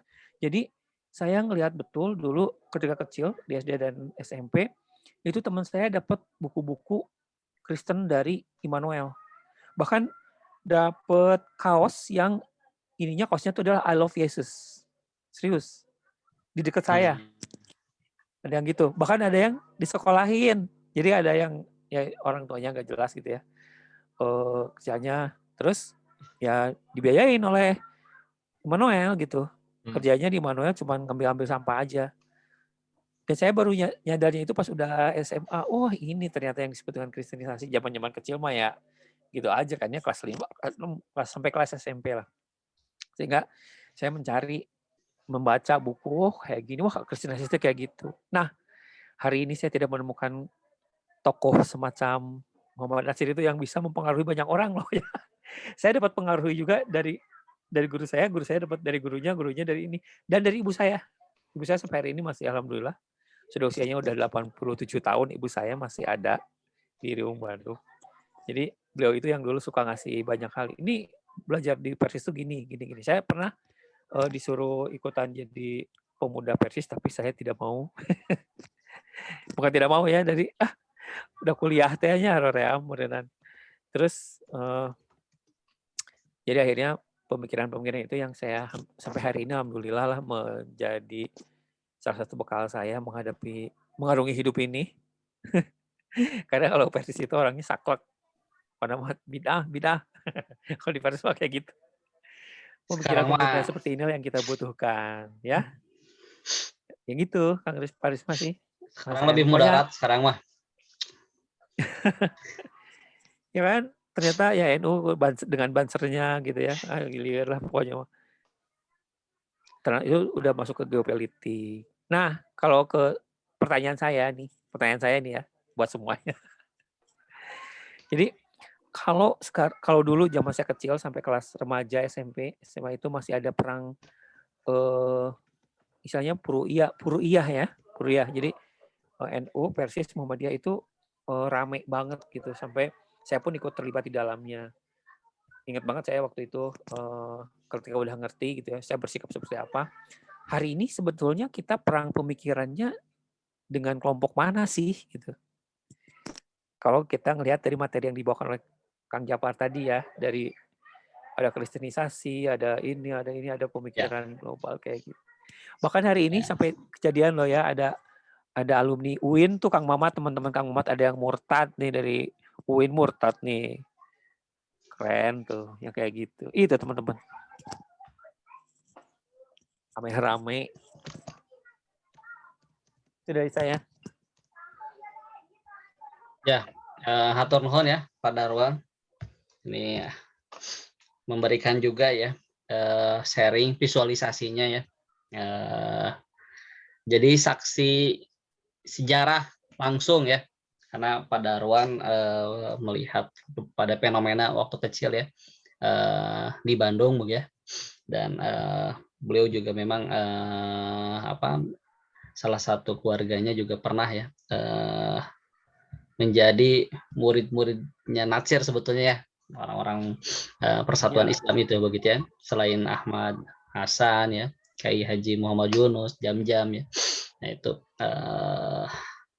gegedugnya gitu ya. Ibu saya anggota Persistri awal loh. Ya. Generasi awal ya. Jadi kartu senior banget. Kartunya masih nomor urut awal-awal. Baik. Iya benar. Maksudnya masih 2 digit. Masih 2 digit. Wah. 2 digit itu berarti ini. Iya. Generasi awal ini ya. Awal. Ibu saya itu usianya itu setara dengan anaknya Pak Muhammad Nasir pertama. Perempuan aja Bu ya. Perempuan tadi anak pertama ya. Baik. Kang Mamat ada yang mau disampaikan? Bagaimana Persis di Garut? Silakan. Ini Kang Mamat ada yang bisa di-share mungkin? Ini pada kemana nih? Apakah kajiannya berat? Sebetulnya kajian-kajian seperti inilah yang bisa ini ya memotivasi kita begitu ya. Ya kalau kata Ustadz Budi Asyari itu umat Islam itu nggak perlu motivator sebetulnya. Dengan kita membaca sejarah ya, membaca sejarah orang-orang yang semacam Natsir itu sebetulnya seharusnya kita sangat semangat gitu ya. Dan hampir semuanya ada ya. Ya bisa apa tausi berpidato begitu ya. Tulisannya juga banyak sekali gitu ya. Saya punya itu Natsir itu PDF-nya saya bagikan di Ibu. Banyak sekali hampir berapa itu? Berapa giga ya tulisannya, baik itu bukunya yang Capital Selecta ya, sama artikel-artikel tulisnya itu banyak sekali ya. Saya sempat bagikan itu ya. Muhammad Natsir itu banyak sekali itu sekarang. Dan itu betul kata Kang Japar ya. Banyak hal yang masih relevan ya dengan kondisi kita hari ini ya, terutama dari sisi perspektif ya kita berkehidupan berbangsa dan bernegara begitu. Baik, kita dengarkan dulu suara dari Boy, silakan. Ada yang mau disampaikan dari ketua atau direktur ya utama perpustakaan SMK Darut Tauhid ya, yang insya Allah sampai nanti 10 tahun ke depan lagi masih bertahan di sana. Nggak ada Pak, saya tadi kelempar terus. Sinyalnya, sinyal. Jadi nggak efektif nyimaknya. Ya, Boy atau siapa? Kang Kamal, di sini masih ada Kang Jenal. Assalamualaikum Kang Jenal.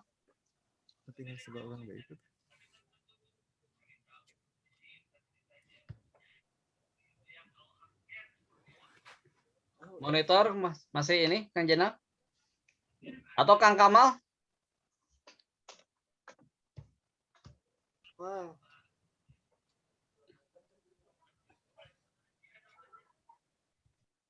Gimana nih?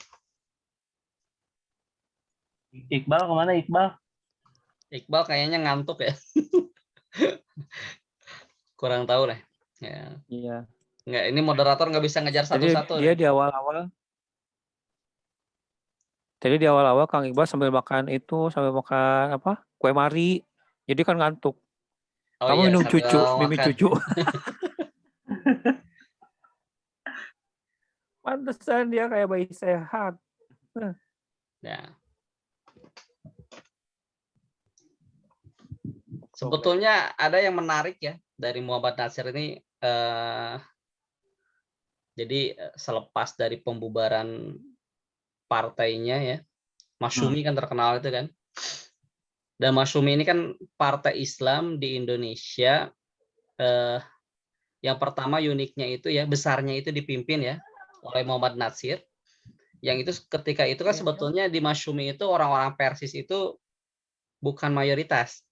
Ya, dulu kan mayoritasnya itu orang-orang NU ya, orang-orang Muhammadiyah gitu ya. Ya justru nanti pada perkembangannya Masyumi itu dikuasai oleh orang-orang yang coraknya itu modernis.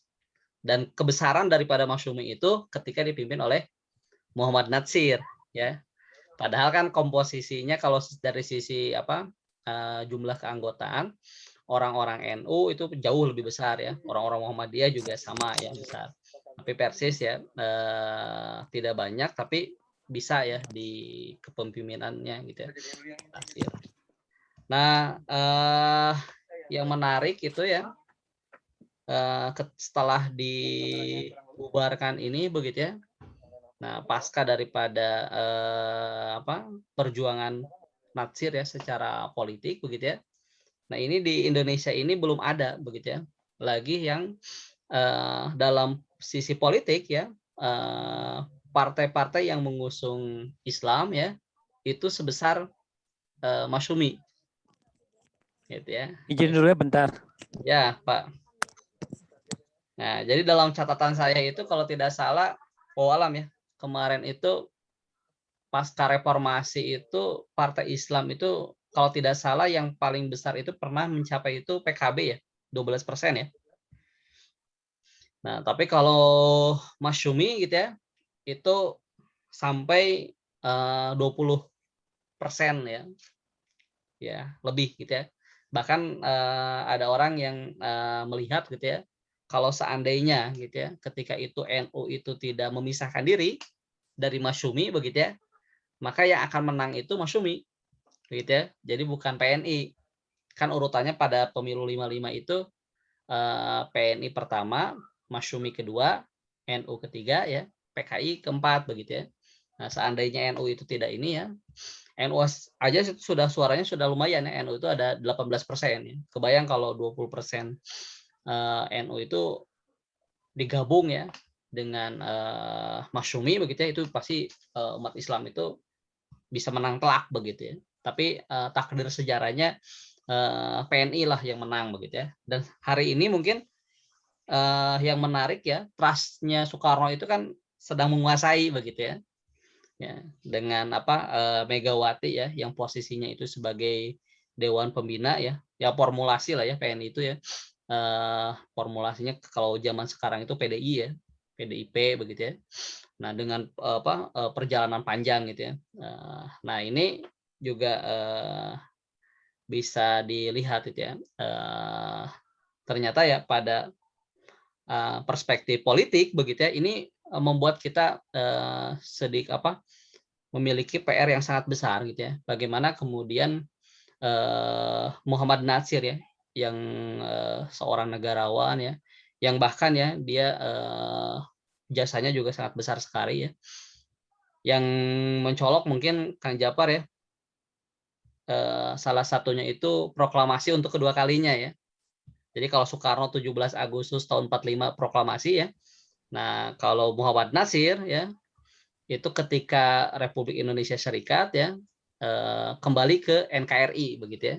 Nah, negara-negara yang sifatnya federal yaitu melalui mosi integralnya ya. Nah, Muhammad Natsir itu menyatukan ya. Bahkan melobi-lobi sampai ke wilayah timur untuk istilahnya memproklamasikan kembali lah gitu ya bahwa pulau di Nusantara ini ya itu dalam bentuk negara kesatuan Republik Indonesia. Dan itu sulit sebetulnya ya kalau kita baca ya dalam sejarah itu secara detail gitu ya tanpa peranan Muhammad Natsir di sini. Nah, makanya tapi karena sekarang ini ya kaum dari kalangan Islamis ya dalam tanda kutip ya tidak dominan dalam panggung sejarah begitu ya. Nah, tapi panggung sejarah lebih kuat ya pada orang-orang yang di kalangan nasionalis begitu ya. Maka peran-peran dari tokoh-tokoh Islam ya cenderung tidak dimunculkan begitu ya. Termasuk Muhammad Natsir begitu ya. Orang sangat kenal dengan Soekarno, orang sangat kenal dengan Hatta ya. Telak paling Cokro Aminoto begitu ya. Nah, tapi orang jarang ya yang mengetahui Muhammad Natsir. Kecuali mungkin ya guru-guru sejarah dan para aktivis begitu ya yang mengenal itu semua begitu ya. Nah, ini juga menjadi bahan renungan kita gitu ya di komunitas ngobrol ya yang sedang memperkuat literasi kita gitu ya, bacaan kita terhadap permasalahan-permasalahan gitu ya, terutama yang dihadapi oleh umat Islam sendiri begitu. Pak Darwan nih izin dulu ya. Kang Padli, Kang Jenal, mungkin ada yang mau disampaikan, Kang Jenal? Ini orang-orang pilihan. Lanjut Pak, lanjut. Kalau saya lanjut. Ketua, izin ketua. Oh, itu yang tadi Pak Muhammad ya. Lanjut Pak Risma, izin sambil ngasuh. Oke. Belum tidur. Ngasuh. Kang Japar mungkin tidur. ada yang mau disampaikan kembali?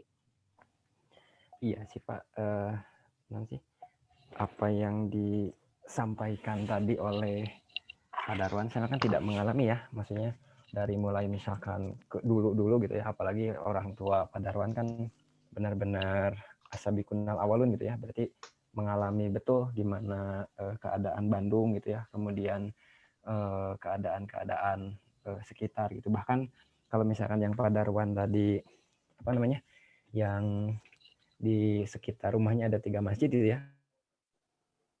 Saya pernah dulu kan karena monok di Persis, saya monok gitu. Nah, dulu tuh ada, kalau kita mah P2M di SMK kan Pak, dulu kan santri kelas 12 mereka P2M.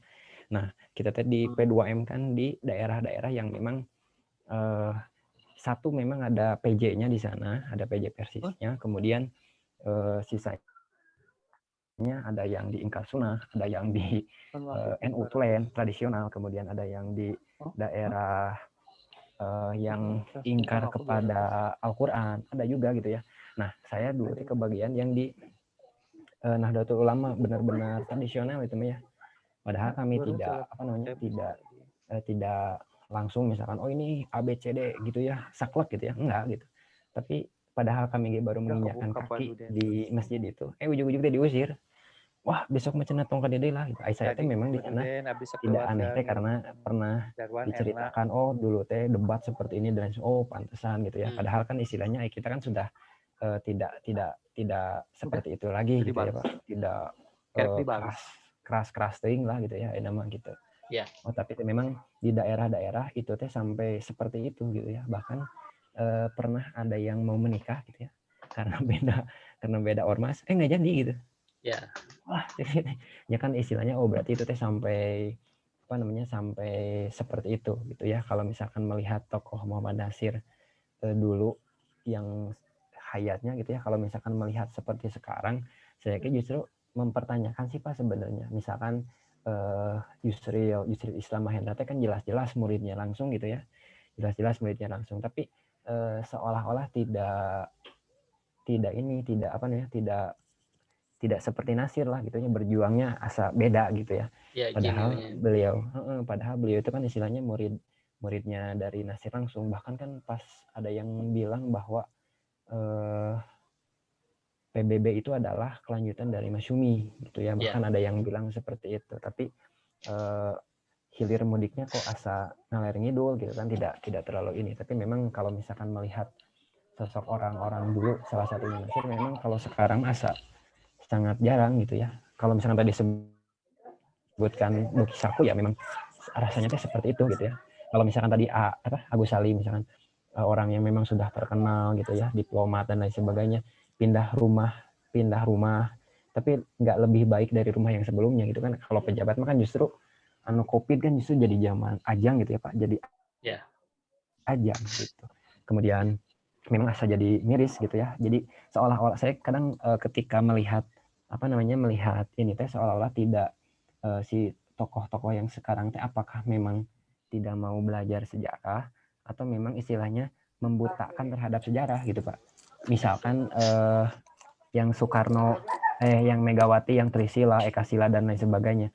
Pas saya buka di majalah Panji Masyarakat kalau tidak salah itu teh Nasir teh memang sudah ada artikel Nasir teh memang yang mengemukakan pertama kan Soekarno gitu. Oh berarti kalau istilahnya kita udah ini mah gitu kan terkantor dari sana gitu. Jadi tokoh-tokoh sekarang seolah-olah saya sih ngeliat membutakan diri terhadap sejarah gitu. Jadi tidak meneladani tokoh-tokoh zaman dulu gitu ya. Saya mah melihatnya seperti itu sih dari tokoh yang sekarang. Kalau misalkan tadi Padaruan yang intermezzo di grup apakah ada? Kayaknya sih nggak ada sih ya saya bilang. Tapi kalau misalkan yang mirip ya tadi yang disebutkan Pak Risma itu lebih ada miripnya gitu dibandingkan memang Pak Yusril sekalipun yang langsung muridnya gitu ya, agak jauh gitu ya. Kalau misalkan dari Padaruan musuh gitu ya. Kalau saya sih lebih ke sekarang mah lebih ke itu anak-anak Injil seperti itu rasanya tuh lebih musuh kita utamanya justru lebih dari itu gitu Pak dibanding kristenisasi ada gitu ya. Tapi memang tidak muncul ke permukaan ini gitu ya, tidak terlalu muncul gitu, tapi ada gitu. Tapi justru pemikiran-pemikiran yang tadi justru misalkan dia pas Nasir zaman sekolah, Nasir dihadapkan dengan orang Islam, tapi justru orang Islam itu tidak suka terhadap Islam. gitu. Justru kan sekarang teh justru itu yang kalau saya melihat gitu ya, justru saya melihatnya itu yang ada sekarang gitu ya, yang musuh yang justru yang lebih realnya itu Ya. gitu. Jadi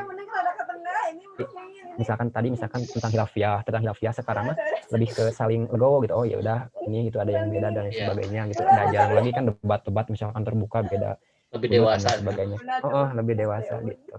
Kalau misalkan ini Mas ya melihat dari pergerakannya itu musuh kita tuh ya memang dari yang Gil gitu. Kenapa? Karena mindset dari kalau misalkan kita disebut sekarang sedang perang pemikiran, kalau menurut saya mah kita tidak pakai mindset perang gitu. Kalau pada Ron mah kan menyebutkan misalkan saya punya 3 HP, 1 HP untuk keluarga, HP untuk bisnis, 1 HP lagi untuk misalkan yaitu perang pemikirannya. Itu mah kan pada Ron jelas-jelas saya udah ready nih mau perang gitu. Sedangkan generasi muda saya melihat gitu ya, kita sedang perang tapi seolah-olah tidak perang gitu Pak. Jadi santai we misalkan ada pengaruh K-pop misalkan, pengaruh K-pop biasa we justru rame gitu. Bahkan pemerintah misalnya ini K-pop adalah bagus kan, maksudnya itu kan lagi perang gitu, tapi seolah-olah tidak perang gitu di bab itunya gitu. Makanya justru berat, jadi beratnya tuh gitu, kita lagi perang tapi seolah tidak perang gitu. Dan orang-orang yang yang tidak tahu inilah gitu ya, yang ketika dulu Hasan, ketika dulu Agus Salim, justru mereka yang mau menyelamatkan. Jadi makanya saya ketika melihat misalkan ini ada Nasir nih anak SMA, kemudian anak AMS datang ke kita mau diskusi, kan jarang gitu. Kayaknya ini barang antik gitu ya istilahnya.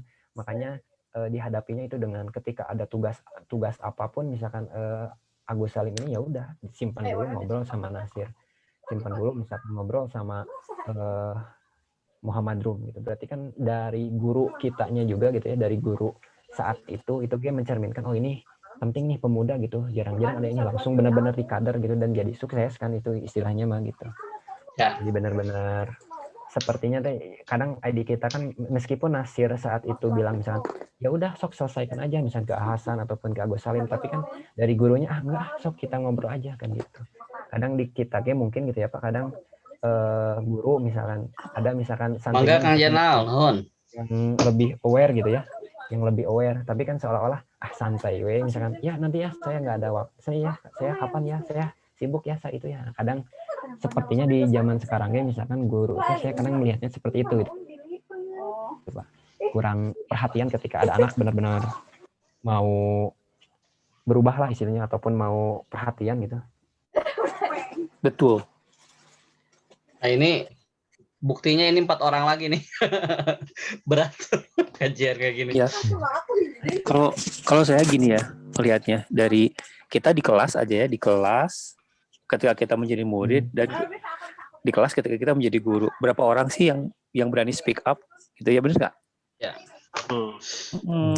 Dan itu kan kalau kita mau speak up mau apa itu kan itu orang yang ketika dia bicara nggak hanya tong kosong nyaring bunyinya, tapi dia memang ada berisi ya. Sehingga tingkat literasi kita itu Indonesia itu adalah kita ada peringkat ada di ranking kelima dari bawah, tapi kebayangan ya. Sehingga kalau mau menemukan yang begini memang susah.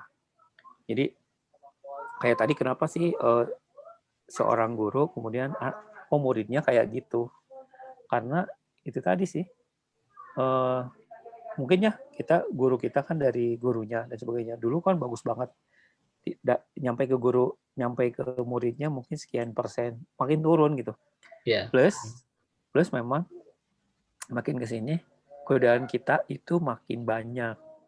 Selain musik ya, pergaulan gitu ya, kemudian teknologi yang memudahkan, dan juga kita merasa terlena. Kayak kalau saya sudah mendengar penuturan si A, si B, kemudian sekarang itu kan banyak sekali orang yang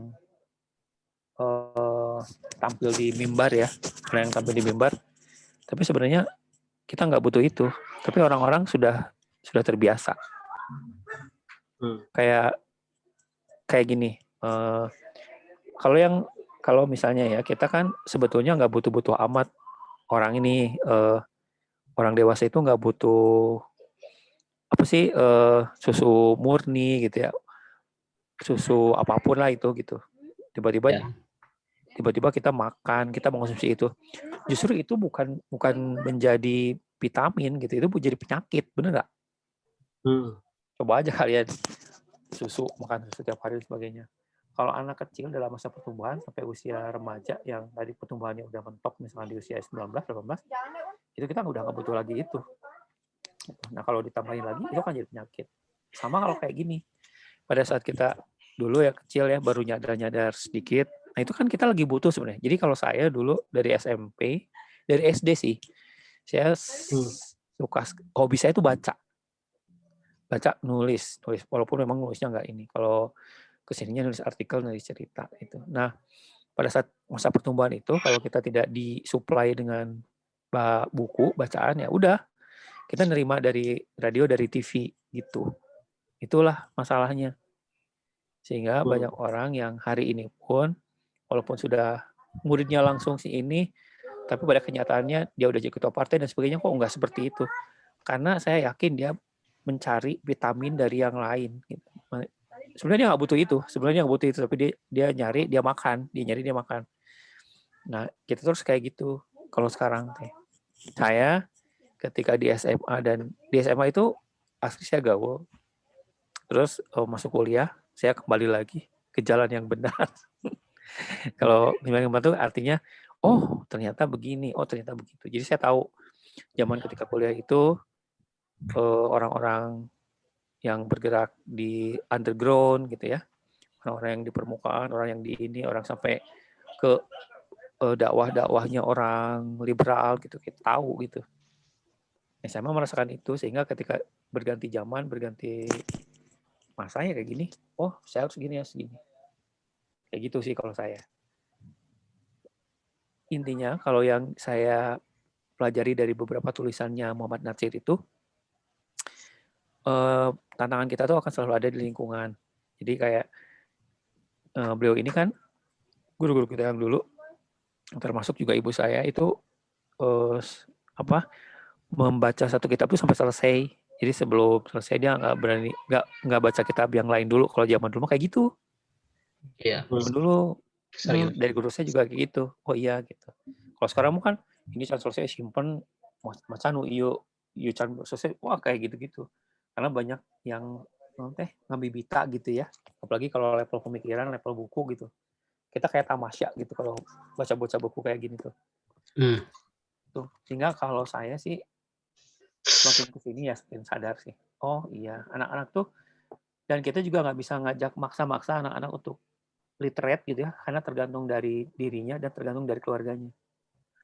Saya yang dari bahasa kecil itu kakak-kakak saya anak bungsu gitu dari 10 bersaudara, dan yaitu kebiasaan membaca itu dari kakak saya, dari ibu saya, ke